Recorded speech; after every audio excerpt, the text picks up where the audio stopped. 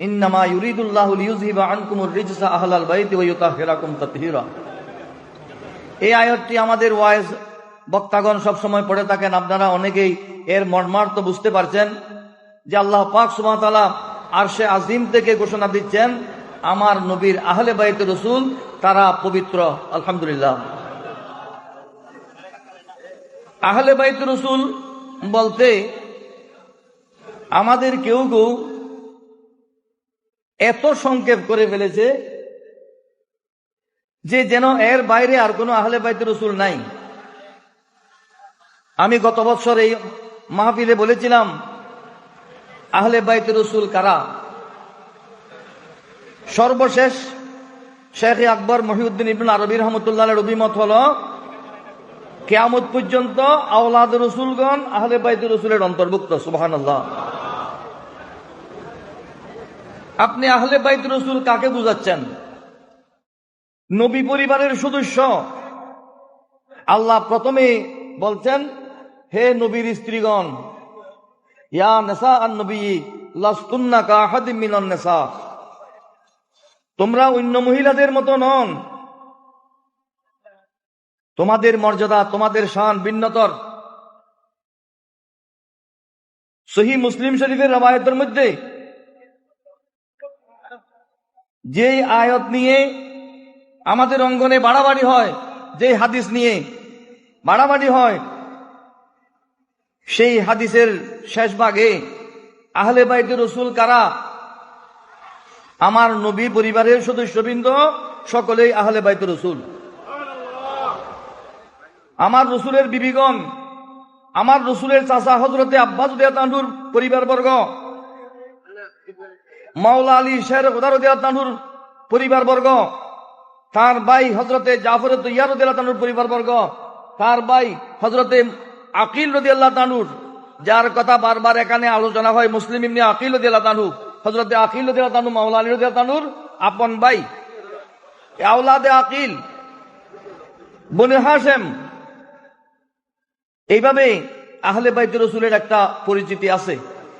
তাদেরকে অবশ্যই মুহাব্বত করতে হবে, এটা উম্মতের উপর ফরজ। আহলে বাইত রাসূলকে মুহাব্বত করা উম্মতের উপর অপরিহার্য দায়িত্ব।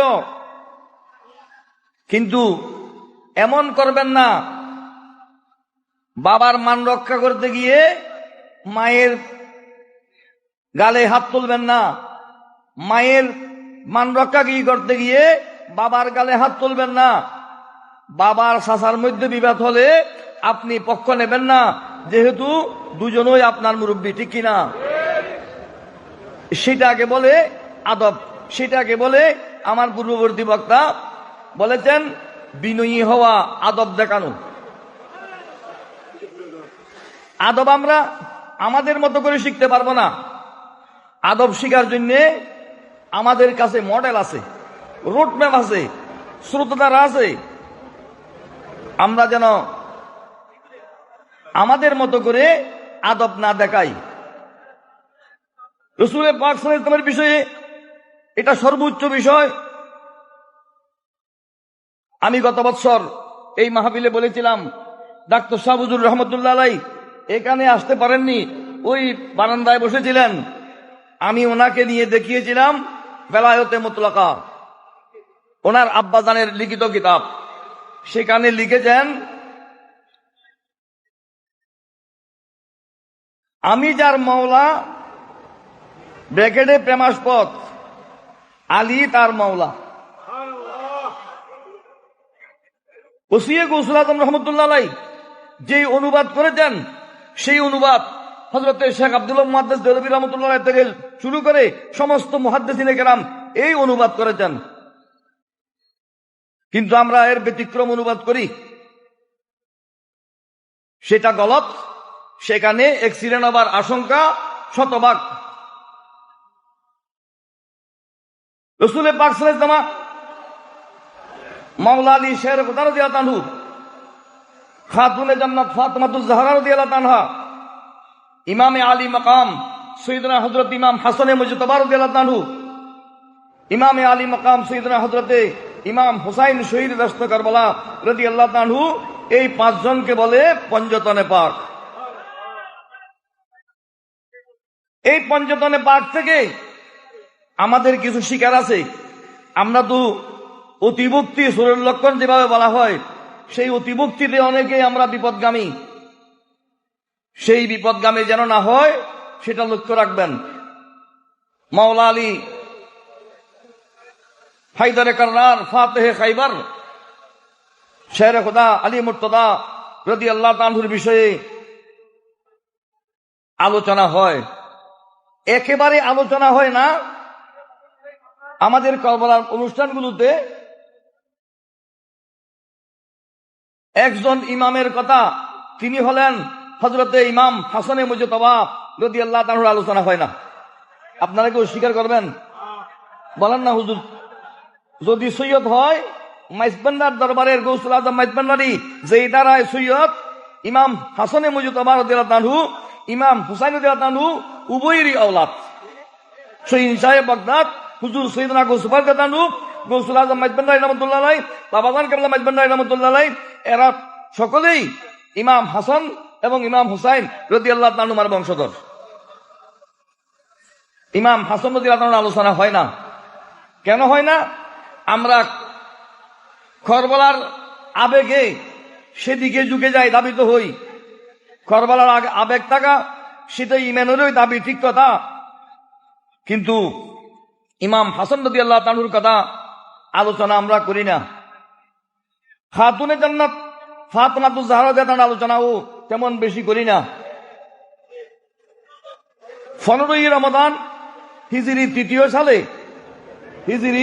সালে 15ই রমাদান ইমাম হাসান রাদিয়াল্লাহু তাআলা আনহু জন্মগ্রহণ করেছেন। রোজা ফরজ হয়েছে হিজরি 2য় সালে।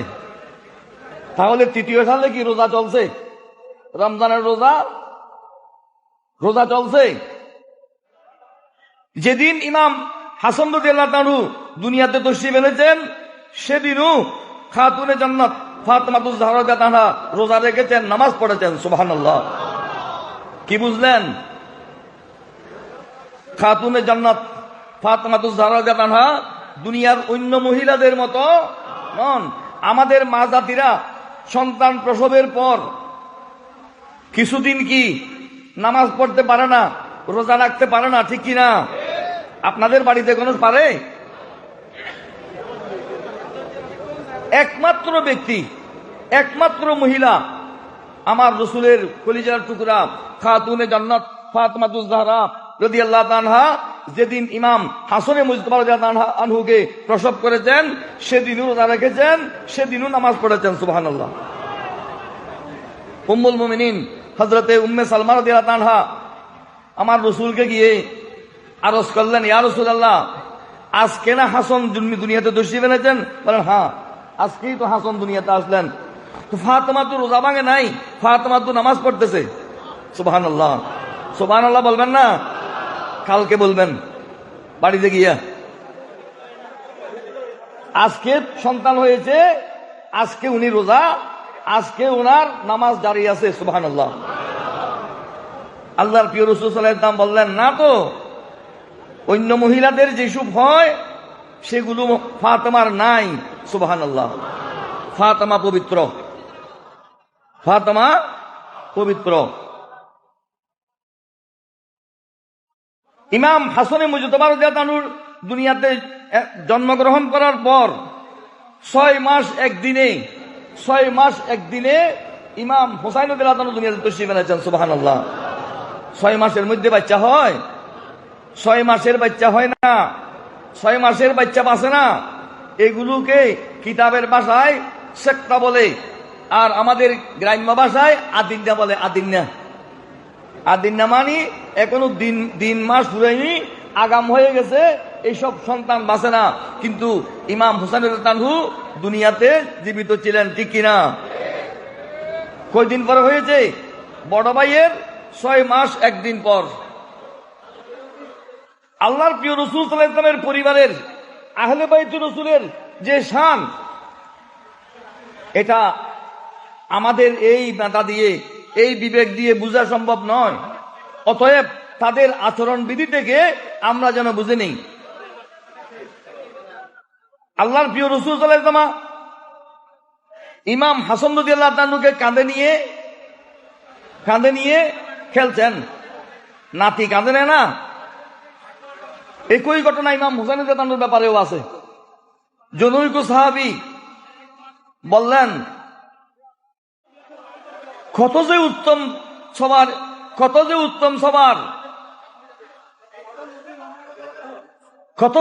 সবারই, অর্থাৎ যেই সওয়ারির উপর আরোহণ করেছে এটা কত যে উত্তম। আমার রাসূল বললেন, তোমরা শুধু সওয়ারি উত্তম দেখেছ, কত যে উত্তম সওয়ার সেটা প্রশ্ন করবে না? রাসূল বহন করতেছেন হাসানকে, সাহাবী বলতেছেন কত যে উত্তম সওয়ার, কত যে উত্তম সওয়ারি। আমার রাসূল বলতেছেন কত যে উত্তম সওয়ার সেটা বলবে না? কি বুঝলেন? যেমন সওয়ারি তেমন সওয়ার। সৈয়দুল আম্বিয়া, নবিকুল সম্রাট, ইমামুল আম্বিয়া মুহাম্মদুর রাসূলুল্লাহ সাল্লাল্লাহু আলাইহি ওয়াসাল্লাম সওয়ারি হয়েছেন, আর সওয়ার বানিয়েছেন কাকে? জন্নতি যুবকদের সর্দারকে। সুবহানাল্লাহ। আমার রাসূল ইরশাদ ফরমাচ্ছেন, ইবনি হাযা সৈয়দুন, এটা বুখারী শরীফের রওয়ায়াত। ইবনি হাযা সৈয়দুন, আজকাল তো সৈয়দের অভাব নাই, প্রতি মোড়ে মোড়ে সৈয়দ। গোস্বামী সৈয়দের বলা,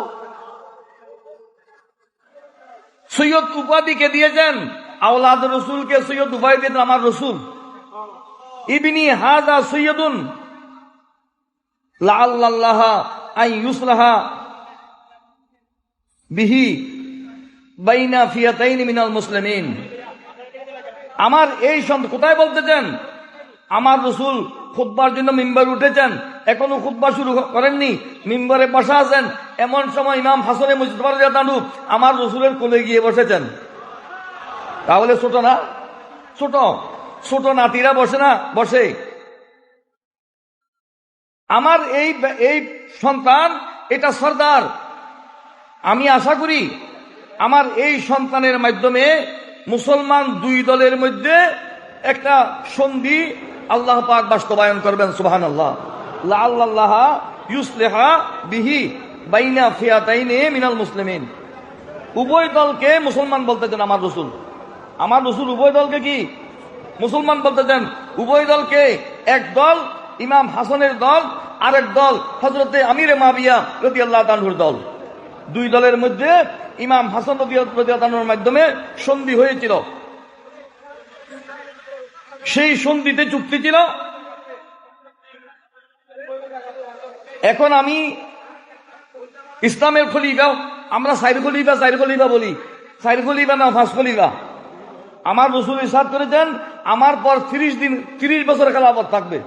আমার পর 30 বছর খেলাফত থাকবে, তারপর হয়ে যাবে রাজত্ব সিস্টেম। প্রথম রাজা হয়েছিলেন হযরত মুআবিয়া রাদিয়াল্লাহু আনহু, এর জন্য ওনাকে খলিফা মুআবিয়া বলে না, আমিরে মুআবিয়া বলে। উনি কি আমির। খেলাফত মাওলা আলী শাহ রাদিয়াল্লাহু আনহু শাহাদাতের দিন 6 মাস বাকি ছিল 30 বছর পূর্তির।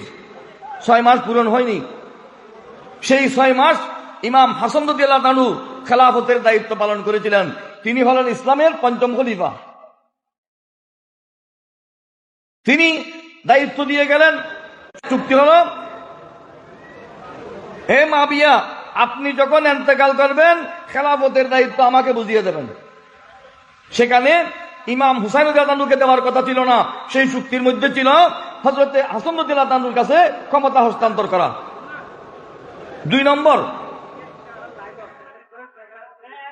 মাওলা আলী শাহ রাদিয়াল্লাহু আনহুর সময় মক্কায়ে মুআজ্জামা, মদিনায়ে মুনাওয়ারা, হেজাজে মুকদ্দাস, কুফা, এইসব এলাকার যেসব বাগদাদ, এইসব এলাকার যেসব মানুষ মাওলা আলীর পক্ষে অবস্থান নিয়েছিলেন, তাদের কাউকে কোনো দরবাগড় করা যাবে না, কোনো গ্রেফতার করা যাবে না। তিনি মেনে নিয়েছেন, করেন উনি। আর এই খেলাফতকালে আমার যত ঋণ আছে, কর্জ আছে, আমার সমস্ত কর্জ, সমস্ত ঋণের ভার আপনি বহন করতে হবে। হযরত আমির মাবির রাদিয়াল্লাহু সেই ঋণও পরিশোধ করেছিলেন। অতএব তিনি ওয়াদা ভঙ্গ করেছেন। এই কথা যারা বলে তারা ইতিহাসও পড়ে নাই, কোরআন হাদিসও পড়ে নাই। একবার ইমাম হাসান রাদিয়াল্লাহু আনহু আল্লাহর প্রিয় রাসূল সাল্লাল্লাহু আলাইহি ওয়াসাল্লামকে স্বপ্নে দেখলেন। আমি বুড়া মানুষ, আমি এত চিল্লি করতে পারবো না, আপনারা আমার কথা বোঝার চেষ্টা করবেন। ইমাম হাসান রাদিয়াল্লাহু আনহু আল্লাহর প্রিয় রাসূল সাল্লাল্লাহু আলাইহি ওয়াসাল্লামকে স্বপ্নে দেখলেন। আমার রাসূল জিজ্ঞেস করলেন, হাসান অবস্থা কি? নানা যান, ভালো আছি, তবে একটু অভাব আছে।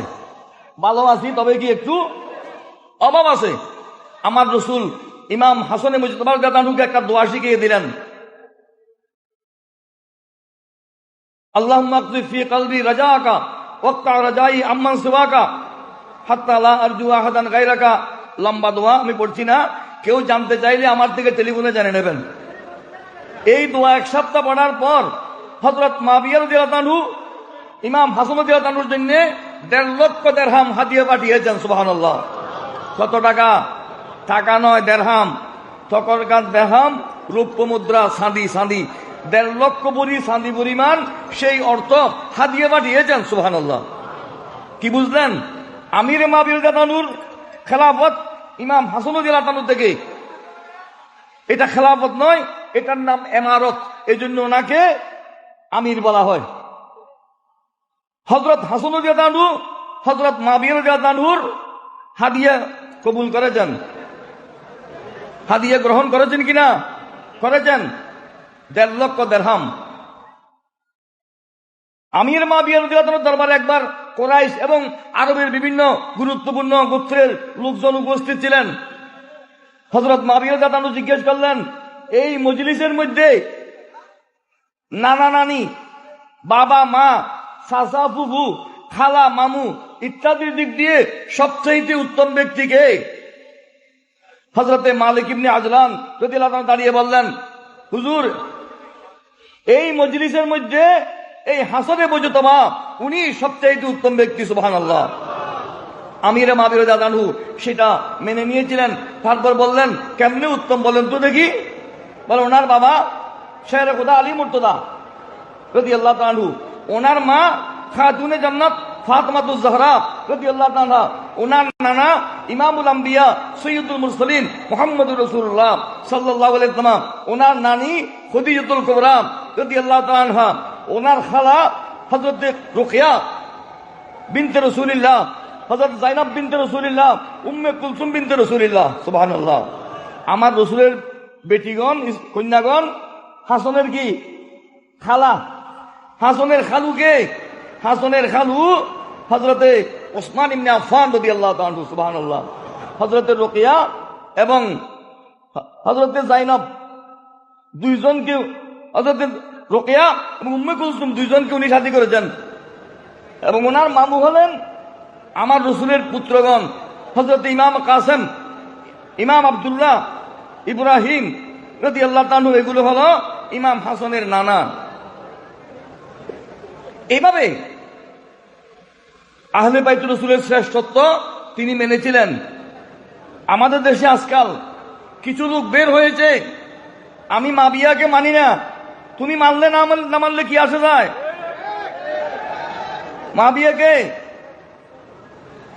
মুআবিয়ার থেকে ইমাম হাসান মুজতবা রাদিয়াল্লাহু আনহু হাদিয়া গ্রহণ করেছেন। হযরতে মুআবিয়া যদি মাইজবান্ডারীদের দৃষ্টিকোণ দেখি, মাইজবান্ডারীদের মধ্যে প্রথম সারির মাইজবান্ডারী খলিফাদের মধ্যে আল্লামা মুফতি সৈয়দ আমিনুল হক ফরদাবাদী রহমতুল্লাহ আলাইহি, বাহরুল উলুম আল্লামা সৈয়দ আব্দুল গনি কাঞ্চনপুরী রহমতুল্লাহ আলাইহি থেকে দক্ষ যোগ্য মাইজবান্ডারী নাই বলে আমি দাবি করতে পারি। আপনারা একমত আছেন? কি বলেন? আল্লামা আমিনুল হক ফরদাবাদী, আল্লামা আব্দুল গনি কাঞ্চনপুরী, যাকে ওই যুগে বাহরুল উলুম বলা হতো, এলমের সমুদ্র, এই দুইজনকে যদি আলোচনা করে দেখা যায়, এই দুইজনের কিতাব আয়নায়ে বাড়ি মাইজবান্ডারীদের জন্য বুখারী শরীফের মতো গুরুত্বপূর্ণ, ঠিক কিনা? আমি সেদিন আল্লামা ফরদাবাদীর রহমতুল্লাহ আলাইহির অনুষ্ঠানে বলেছি, এই আয়নায়ে বাড়ির মধ্যে এবং আল্লামা ফরদাবাদী যে সেমার পক্ষে কিতাব লিখেছেন, উভয় কিতাবের মধ্যে সেমার পক্ষে দলিল দিয়েছেন এগুলো একাধিক হাদিস বর্ণিত আছে হযরতে আমিরে মাবিয়া রাদিয়াল্লাহু তাআলা থেকে। সুবহানাল্লাহ। আমিরে মাবিয়াকে বাদ দিয়ে আপনি সেমা করতে পারবেন না। যদি আপনি সেমা করেন, আমিরে মাবিয়াকে বাদ দেন, তাহলে আপনি বুয়া মাইজবান্ডারি, ঠিক কিনা? ফরাদাবাদী কাবিল মাইজবান্ডারি আছে না, মাতন না হন তো ফরাদাবাদের বিনাদ তখন হন না, ফরাদাবাদী যে কাঞ্চনপুরীর থেকে। আর যেখানে সেমার পক্ষে দলিল দেবে আমিরে মাবিয়ার হাদিস আনা ছাড়া কোনো উপায় নাই। যদি আল্লামা সৈয়দ আব্দুল গনি কাঞ্চনপুরী রহমতুল্লাহ আলাইহি, আল্লামা আমিনুল হক ফরাদাবাদী রহমতুল্লাহ আলাইহি আমিরে মাবিয়ার হাদিস ওনার সাহাবিয়ত মেনে নিয়েছেন, আপনি কে? বুয়া মাইজবান্ডারি। আপনাদের কারণে যেন মাইজবান্ডারি অঙ্গন কলুষিত না হয়, বিতর্কিত না হয়, এই বিষয়ে সর্বোচ্চ সতর্কতার পরামর্শ দিচ্ছি। আপনারা একমত আছেন? এগুলোর চেয়ে বড় মাইজবান্ডারি নাই। গৌসুল আজম মাইজবান্ডারির খলিফারা এগুলো চিনেননি? নিশ্চয় চিনতেন, ঠিক কিনা? ইমাম হাসানে মুজতবা রাদিয়াল্লাহু আনহু 25 বার হজ করেছেন পায়ে হেঁটে। সুবহানাল্লাহ বলেন না? পায়ে হেঁটে, হয় কুফা থেকে না হয় মদিনায়ে মুনাওয়ারা থেকে। 25 বার ওনার সাথে সবারই উঠছিল, কিন্তু উনি উঠে আরোহণ করেননি, পায়ে হেঁটে হেঁটে হজ করেছেন। দুনিয়ার মুসলমানদেরকে ত্যাগ শিখিয়েছেন, রিয়াজত শিখিয়েছেন, তরিকত কিভাবে লাভ করবে সেই দিককে দিয়েছেন। সুবহানাল্লাহ। আমি তো এই অঙ্গনে আল্লাহর রহমতে আমার চেয়ে বেশি বয়স্ক তেমন বেশি নাই মনে করি। মাইজবান্ডার দরবার শরীফে আমার আসা যাওয়া বুদ্ধি বয়সে 62-63 বছর হয়েছে, আসা যাওয়া। তাহলে এই দরবারের যারা অনুসারী অনুগামী তারা বুঝতে হবে এই দরবার নতুন দরবার নয়। যারা আজকে এদিক সেদিক লাগামহীন কথা বলতেছে এবং কথা বলার জন্য যারা সুযোগ করে দিচ্ছে, মাইজবান্ডারিরা এমন হয়েছে তেমন হয়েছে, এগুলো পড়ার যারা সুযোগ করে দিয়েছে, তাদের দৃষ্টি আকর্ষণ করে বলবো, মাইজবান্ডারের কোনো আওলাদ, মাইজবান্ডারের বিরুদ্ধে যে যত রকমের কথা বলেছে, কোনো আওলাদ মুখ খুলেননি, ঠিক কিনা? আমি শুনি নাই। আহমদিয়া মঞ্জিল বলেন, হক মঞ্জিল বলেন, রহমান মঞ্জিল বলেন, এদের কোনো আওলাদগণ মাইজবান্ডারের বিরুদ্ধে অন্যরা কিছু বললেও এরা প্রতিবাদ করে না, এরা মুখে কিছু বলে না। এটা ইমাম হাসানে মুজতবা রাদিয়াল্লাহু আনহুর আদর্শ। সুবহানাল্লাহ। মারওয়ান ইবনে হাকম মদিনায়ে পাকের মসজিদের মিম্বরে দাঁড়িয়ে মাওলা আলীর সমালোচনা করত, কিন্তু ইমাম হাসান রাদিয়াল্লাহু আনহু কোনদিন প্রতিবাদ করেননি। উনি বলেছেন যে যা বলবে সে তার জবাব দেবে, আমি জবাব দেবো কেন? সুবহানাল্লাহ। আল্লাহর উপর ছেড়ে দিয়েছেন। মারওয়ানের ফাতিহা কেউ করায় না, মারওয়ানের জিয়ারত কেউ করায় না। ইমাম হাসানের জিয়ারত, ইমাম হুসাইনের জিয়ারত, আহলে বাইত রাসূলের জিয়ারত ওখানে গিয়ে করতে না পারলে বাড়ি থেকে হলেও ওখানে সওয়াব পৌঁছায়, ঠিক কিনা? তাহলে হুসাইন জিন্দা, হাসান জিন্দা, ফাতেমাতুজ জাহরা জিন্দা, মাওলা আলী রাদিয়াল্লাহু তাআলা আনহুম ওয়া আন্না মাহুম প্রত্যেকে জিন্দা। যারা সমালোচনা করেছে তারা ধ্বংস হয়ে গেছে, ঠিক কিনা? মাইজবান্ডারের বিরুদ্ধে যারা বলতেছে, এদের বলার কারণে মাইজবান্ডারে একটা গরু মহিষ না, একটা মুরগির বাচ্চাও কমতেছে না, ঠিক কিনা? আপনারা লাগামহীন কথা বলার কোনো প্রয়োজন নেই। মাইজবান্ডারের আওলাদগণ এই যে নীরব থাকেন, এটা ইমাম হাসানে মুজতবা রাদিয়াল্লাহু তাআলার আদর্শ। উনি বলতেন আমি জবাব দেওয়ার দরকার কি, তার জবাব সে আল্লাহর কাছে পেয়ে যাবে। সুবহানাল্লাহ। অতএব আপনারা ধৈর্য সহকারে মাইজবান্ডারি দর্শনকে লালন করবেন। আপনারা সব কথার জবাব আপনারা দেবেন না, সব কথার আপনারা জবাব দেবেন না, সব কথা যেহেতু আপনারা জবাব দিতে পারবেন না, আমরা জবাব দিতেছি।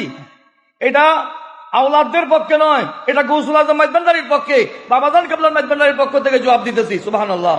কোন মঞ্জিলকে, কোন আওলাদকে বড় করার জন্য নয়, আমরা বড় করতে হবে না। তারা যেহেতু আওলাদ রসুল। 1 সফরে পায়ে হাঁটতে হাঁটতে ইমাম হাসান রাদিয়াল্লাহু আনহুর পা ফুলে গিয়েছিল। আমরা তো একটু বাদ তবরুক দিতে দেরি হইলে অধৈর্য হয়ে যায়। ইমাম হাসান রাদিয়াল্লাহু আনহু হাঁটতে হাঁটতে পা ফুলে গিয়েছিল। ওনার খাদেম ওনাকে বললেন, হুজুর একটু ওষুধ দিই।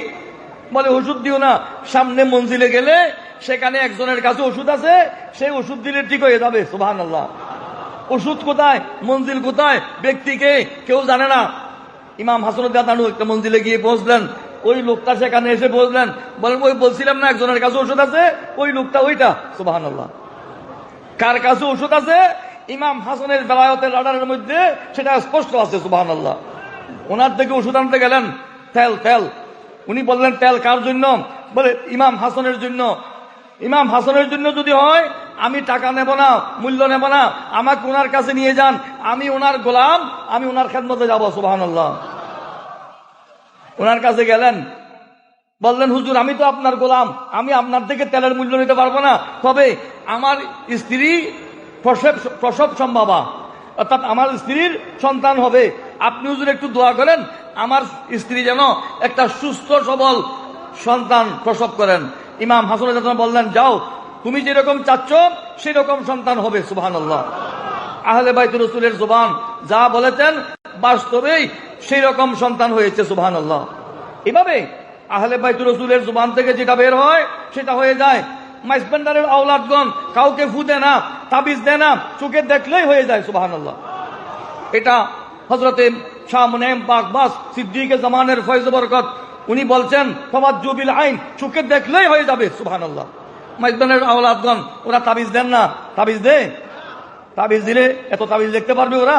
সময় হবে যে লোকের লাইন ধরে এত তাবিজ দেখা যাবে না? এরা দেখলেই হয়ে যায়, সেই ফয়েজ আছে, তাওয়াজ্জু বিল আইনের ফয়েজ আছে, ওরা দেখলেই হয়ে যায়। সুবহানাল্লাহ। অতএব এটা ইমাম হাসানে মুজতবা রাদিয়াল্লাহু তাআলা আনহুর ফয়েজ, আহলে বাইত রাসূলের ফয়েজ, মেজবান্ডার দরবার শরীফে তাদের খলিফাগণের দরবারে কিয়ামত পর্যন্ত বিচল থাকবে। সুবহানাল্লাহ। অতএব আহলে বাইত রাসূল বলে কয়েকজনকে সীমাবদ্ধ করবেন না। আহলে বাইত রাসূলের একটা বিরাট অঙ্গন আছে, হুজুরের বিবিগণ। অনেকে খুব দেখায় অমুকে মাওলা আলীর সাথে বিরোধ করেছে, সেই বিচার করার দায়িত্ব তোমাকে দেওয়া হয়েছে। জঙ্গে জমল মা আয়েশা সিদ্দিকা রাদিয়াল্লাহু তাআলার রাতে মাওলা আলীর সাথে যুদ্ধ হয়েছিল। সেই যুদ্ধে হযরতে তালহা, হযরতে জুবাইর রাদিয়াল্লাহু তাআলা এই দুইজন শহীদ হয়েছিলেন। অথচ আমার রাসূল যে 10 জনকে জান্নাতের শুভ সংবাদ দিয়েছিলেন তাদের মধ্যে এরা দুইজন। সুবহানাল্লাহ। একদিকে আমার রাসূলের জামাতা, অপরদিকে আমার রাসূলের স্ত্রী, একদিকে উম্মুল মুমিনিন আর একদিকে মাওলা আলী। দুই পক্ষের মধ্যে যুদ্ধ হয়েছে। সেই বিচার আপনারা করবেন না। সেই বিচার যারা করে তারা গোমরাহ, তারা পথভ্রষ্ট, তারা মুসলমান নয়, তারা মাইজবান্ডারি নন। ঠিক কিনা? এগুলো বড়দের বিষয়। বড়দের বিষয়ে আপনি নাক গলাতে পারবেন না। মাওলা আলী রাদিয়াল্লাহু আনহুর সাথে মা আয়েশা সিদ্দিকা রাদিয়াল্লাহু তাআলার সাথে যুদ্ধ হয়েছিল। সেই যুদ্ধের নাম কি? জঙ্গে জমল। সেই যুদ্ধের মধ্যে আশরায়ে মুবাশশারার দুইজন, তারা মা আয়েশা সিদ্দিকা রাদিয়াল্লাহু তাআলার পক্ষে ছিলেন, তারা শাহাদাত বরণ করেছিলেন। অথচ আমার রাসূল পূর্বেই তাদেরকে জান্নাতি বলে দিয়েছিলেন। অতএব যে যেটা জানেন না সেটা কথা বলবেন না, মুখ সামলায়ে চলবেন, তাহলে আপনি মাইজবান্ডারি হবেন। না হলে আপনি হবেন বুয়া মাইজবান্ডারি। কোন মাইজবান্ডারি? বুয়া মাইজবান্ডারি। আল্লাহ যেন আমাদেরকে বুয়া মাইজবান্ডারি না বানিয়ে সঠিক আশিকে রাসূল, আশিকে ওলি, আশিকে আহলে বাইত রাসূল, আশিকে গৌসুল আজম মাইজবান্ডারি, বাবাজান কল্লা মাইজবান্ডারি, এই সিলসিলার মাশায়েখ কেরামের প্রেম ভক্তি দিয়ে আল্লাহ পাক আমাদের ঘুমন্ত কলবকে চেতন করে দিন, অন্ধকার কলবকে আলোকিত করে দিন, মুর্দা কলবকে চিন্তা করে দিন। এই ফরিয়াদ জানিয়ে শেষ করছি। আসসালামু আলাইকুম।